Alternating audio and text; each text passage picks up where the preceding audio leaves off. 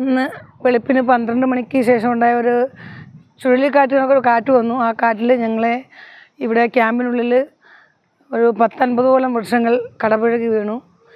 വർഷങ്ങളായി ഞങ്ങൾ പരിപാലിച്ചിരുന്ന വൃക്ഷങ്ങളാണത്. ഈ പാറണക്കുള്ള സ്ഥലത്ത് മണ്ണ് കൊണ്ടിട്ട് ഞങ്ങൾ നട്ടു വളർത്തിയ വൃക്ഷങ്ങൾ ഇത് കടപുഴകി വീണതിൽ വളരെ വിഷമമുണ്ട്. ഞങ്ങൾ മരങ്ങളെ സ്നേഹിക്കുന്ന, വൃക്ഷങ്ങളെ സ്നേഹിക്കുന്ന, പ്രകൃതിയെ സ്നേഹിക്കുന്ന ആൾക്കാരാണ്. അങ്ങനെയുള്ള ഇതിൽ ഇത്രയും വൃക്ഷങ്ങൾ കടപുഴകി വീണതിൽ ഞങ്ങൾക്ക് വളരെ ദുഃഖമുണ്ട്. RTC പെരിങ്ങത്തിൻ്റെ ഒരു കഴുതഭംഗിയായ ഒരു സ്ഥലമാണ് RTC പെരിങ്ങം.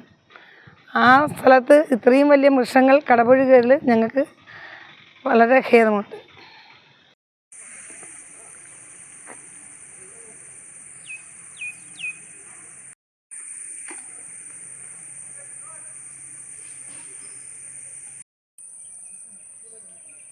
നെറ്റ് ഓഫ് ചെയ്തേ.